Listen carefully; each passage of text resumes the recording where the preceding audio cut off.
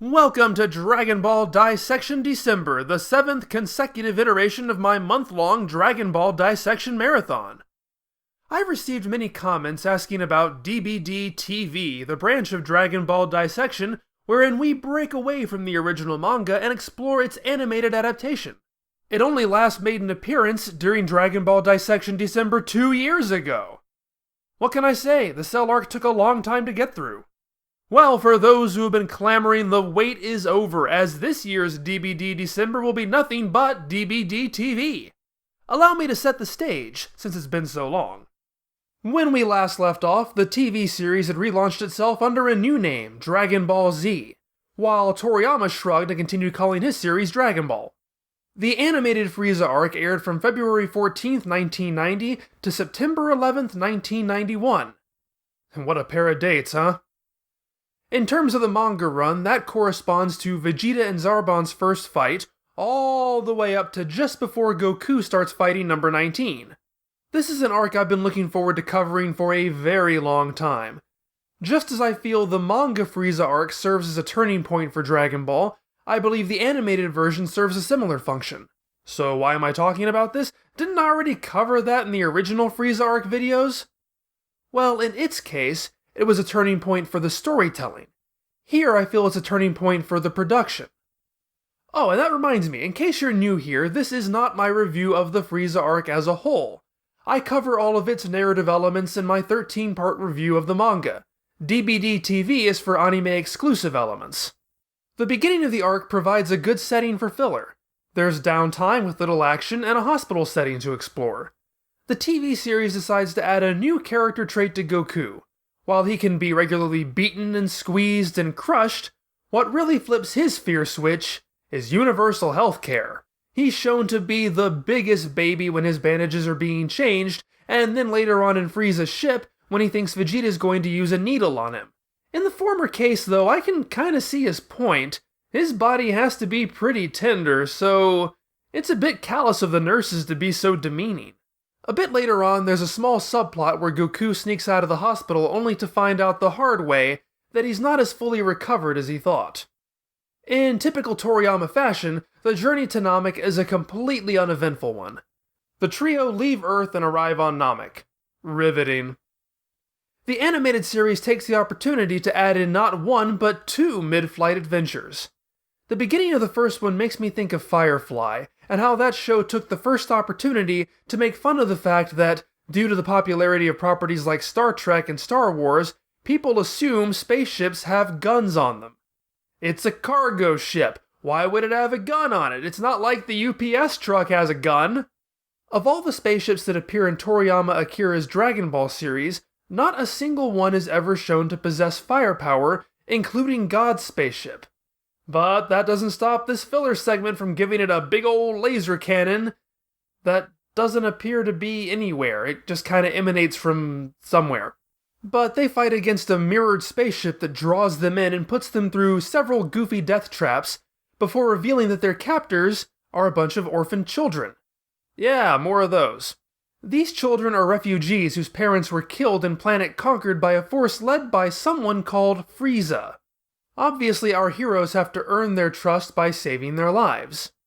And even more obviously, Bulma has to explore the underage day camp in her underwear. It does almost feel like something out of another series, some kind of space-based or mech-based series. I really like it. And obviously it serves as foreshadowing as to what we can expect to find out in space. Now, I know I'm going against the consensus here, but I also really enjoy their next diversion.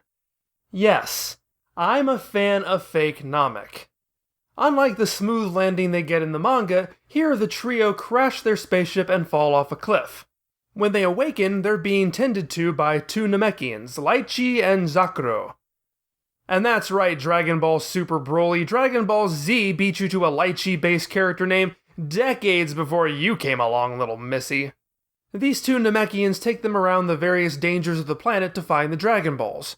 However, when they approach the end of the quest, they find out that this was all an illusion.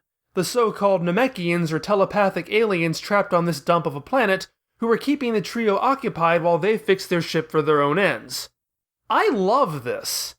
Fake Namek is infinitely more interesting than real Namek, and its Dragon Ball hunt is much more of an adventure. Geez, look at all the different topography, the hazards. They fly on bird trees, they traverse an acidic lake, they enter active tornadoes, they confront a sleeping giant. The fake Namekians have more of a culture than the real ones do. Why do people hate this? This is fantastic, it's so much fun, it's action, it's adventure, it's everything I come to Dragon Ball to watch. And yes, it's obviously a complete waste of time like all filler is, but on its own it's a great little story. I even like that Krillin gets suspicious a little too late, because he begins to notice inconsistencies in the geography. I love putting the characters through a mind screw thing, and while the solution is to punch things, there's more to it than that overall. It makes me wonder what 1990 Japanese viewers who had read the manga were thinking when this began airing. It's obviously not in any way compatible with the Namek in the manga. However, they do go out of their way to tip their hands on multiple occasions, such as showing the giant was made of stone. Even when they first land, Krillin questions if this is really Namek, but they're unable to check the dragon radar before they fall off the cliff. But this seems like one of those serialized cheats because the planet looks like Namek even before they crash and before their minds have been read. The planet from space looks different than it actually is. For me, it was confusing because I kept missing the final episode of this mini-story. So I'd see them collecting the Dragon Balls, and then suddenly they were on a different-looking Namek with different-looking Dragon Balls.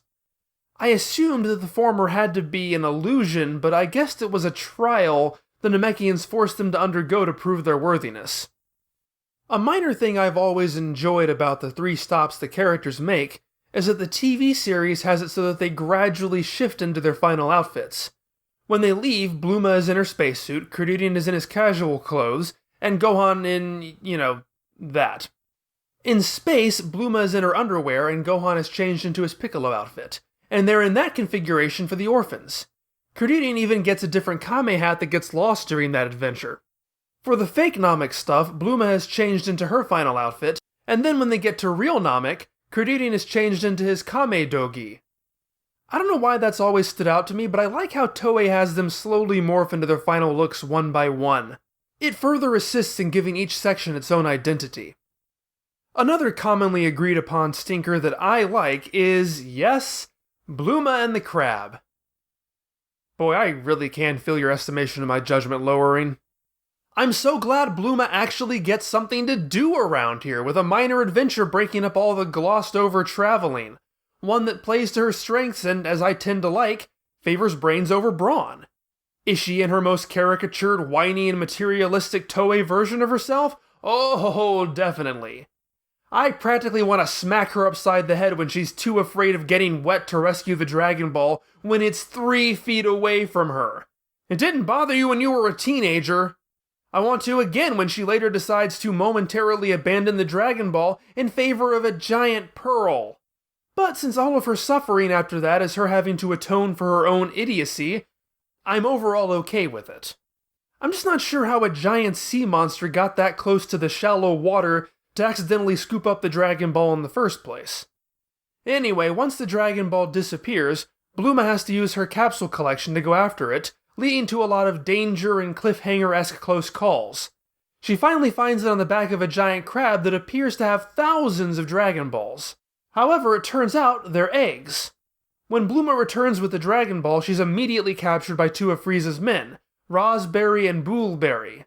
That's right, Dragon Ball Super Broly, Dragon Ball Z beat you to a blueberry-based character name decades before you came along, little missy. Having to think on her feet, she convinces them that she knows where the other Dragon Balls are, and that they should make a wish for themselves rather than hand them over to Frieza.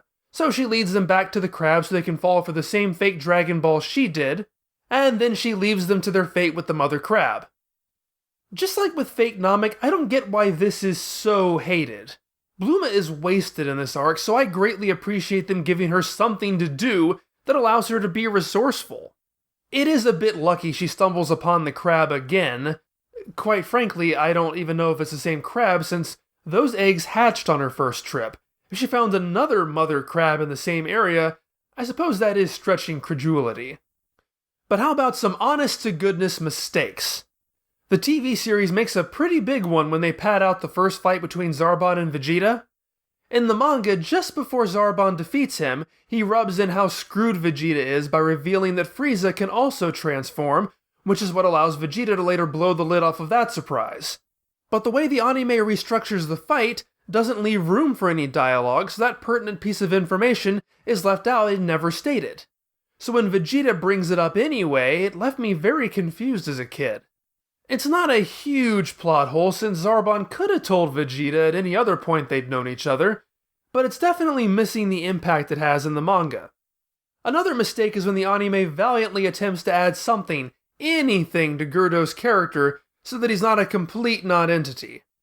They try to build up antagonism towards Vegeta by showing a flashback of Vegeta abusing him in the past. However, Vegeta is shown to look exactly as he does in this arc. He's in his Freeza Arc armor and he doesn't have a tail.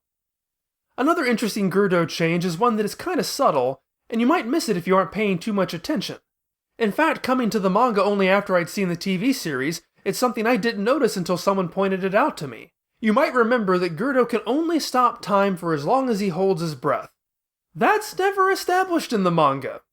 There, he can stop time until he can't anymore. It looks like it wears him out, so if you're already expecting him to be out of breath, it's easy to see how you'd interpret it that he had been holding his breath. But he very clearly talks out loud on multiple occasions while he's freezing time. I much prefer the animated version giving him a concrete limitation to his power. But before I move on from Gerdo entirely, the TV series completely reinterprets his death. In the original, Vegeta appears behind him and chops his head straight off with his bare hand. His gloved hand. But the animated version, I guess, wanted to go for a more dramatic reveal. So instead, a thin ki blast goes through Gerdo's head, which was revealed to have been from Vegeta. Like, for instance, Goku's Super Saiyan transformation, the manga prefers to present things in a shocking and abrupt manner. The animated series opts for drawn out and dramatic, but I think that plays to the strengths of each medium. This is less of a mistake or omission than it is a simple change. But at this point, under Morishita and Koyama, changes from the manga in general were getting rarer and rarer. As I talked about in previous DBD TV episodes, that appears to be part of the reason why Toriyama's editor Torishima had insisted on a changing of the guard, so that Dragon Ball Z adhered much closer to Dragon Ball than Dragon Ball had adhered to Dragon Ball. But this is still relatively minor in the grand scheme of things. This isn't completely rewriting the Cho Shinsui. In the manga, a minor character, fan favorite game changer named Apul, named after the apple, appears a few times, both to let Frieza know about Vegeta destroying a village, and then to be killed by Vegeta.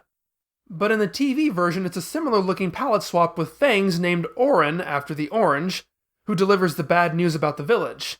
But Frieza is certainly one to shoot the messenger, which leads to Apul showing up and also dying.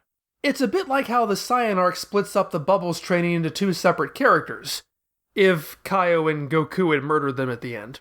But I also remember animated Frieza killing at least another one of his own henchmen. Ginyu seemingly kills at least one, and then Vegeta comes back to the ship and goes on a killing spree of the rest of Frieza's henchmen. Obviously that last one wouldn't count, but when I was first watching these episodes before I read the manga, it made me wonder why some of these guys don't come back to life when the wishes are made with the Dragon Balls. I expected Goku should meet a little resistance when he's running around Frieza's ship. It does give the overall impression that manga Frieza prepared rather haphazardly for this trip, bringing only the bare minimum of people with him, most of whom seem to have died in that one village. Meanwhile, animated Frieza brought a huge contingent along with him. Although because of that, I have a much easier time believing that manga Frieza ran through his supply of scouters so quickly. Another minor change has Dodoria killing cargo instead of Frieza handling it directly, and one more change has Frieza aiming for Goku only to have Piccolo take the bullet rather than Frieza shooting Piccolo directly. The interesting thing here is that it adapts a panel of the manga out of order to complete the transformation. In the manga, this shows Piccolo falling in front of Goku after he's been shot. In the anime, the same setup is Piccolo pushing Goku out of the way before he's been shot. It doesn't really fit in the TV series though, as it's obvious Frieza's picking off Goku's friends to cause him as much pain as possible, so why would he open by trying to kill Goku? Similar to his Serpentine Road filler experiences, Goku is granted a couple of adventures in space. The first is when damage to the hull of his ship causes it to drift off course into the path of a star, and while Dr. Brief sends Goku out to repair the damage, glue is gonna glue and Goku is gonna Goku. Interestingly enough, this bit of filler introduces the idea that Dr. Brief has installed a closed-circuit television in the ship with which to communicate with Goku. Here it looks like a standard CRT mounted in a standard 90s rack. Later on, when Gohan has taken the injured Piccolo back to the ship, the television makes another appearance, only now it's a futuristic ovular flat screen. I guess the spaceship evolves over time. The animated series also provides an impetus for Goku to begin training in 100 times gravity. Apparently that level far exceeds what Dr. Brief ever intended Goku to use, but he programmed it that way anyway because... mad science. Due to a weird magnetic storm, the device kicks into high gear without Goku's knowledge, and he's forced to endure the deadly gravity until he passes through the storm. It's a pretty intense episode with appropriately ambient lighting, realistic danger and injuries, and a clever solution. And after surviving being stuck upside down for so long, Goku decides to continue training in 100 times gravity. Another bit of filler that I always really enjoyed was adding in some details to Kaio's training of Piccolo and the others, which isn't originally seen at all outside of a chapter title page. And since none of that training ever really matters, I suppose that's understandable. But I do enjoy seeing them endure the trials Goku had. It is hilarious watching Yamcha and Chaozu coach Ten Shinhan to be able to make a joke, something he is simply not capable of doing. And like a lot of filler up to this point has been good with, it shows the bond between these characters, and more importantly, the lack of bond with Piccolo, who wants nothing to do with any of this. He considers Kaio's training methods beneath him, and demonstrates so by effortlessly retrieving bubbles despite not having permission to train, due to his lack of willingness to make Kaio laugh, only to do so by accident. Obviously most of this we've seen before with Goku, but it takes on a new dynamic with the interplay between friends and rivals. Once they make it through the Bubbles and Gregory stuff, they spar. And this is a fairly predictable character turn. Piccolo volunteers to go against all three of them because he still thinks Kaio's training is pointless, only to find out he's in a bit over his head and gain new respect, yada yada yada. It's very satisfying, but it would be much more so if these characters ever had any real payoff for these gains or these relationships. Something interesting though is that Chaozu does take some heavy hits during this, only for Kaio to inform him that since he's already dead, injuries don't last. This has always made sense to me. But much later on, the Majin Buu arc seems to contradict this by establishing that you can die again after you die. That story has its own reasons for doing that, which I understand, but I much prefer this. The afterlife is already far too similar to living already. But given that, I guess it's a good thing Chaozu doesn't go through with the seeming use of self-destruct against Piccolo, because that would have been awkward. A tiny insignificant thing that tickles me is that in the episode leading into the one where Piccolo and the others appear on Kaio's, Gohan ends the preview by singing a tiny bit of Piccolo-san Daisuki, the insert song he sings from Dragon Ball Z Movie 2, The World's Strongest Guy. That movie had seen release about 2 months before the episode aired. It's a cute little movie nod that doesn't in any way affect continuity, unlike what we'll see after we finish our look at this arc, which won't be today. So far, I've mostly focused on filler material and primarily from the first half of the arc, but next time we're going to explore those production changes I talked about. Stay tuned next week for part 2, where I explore how everything started to go downhill.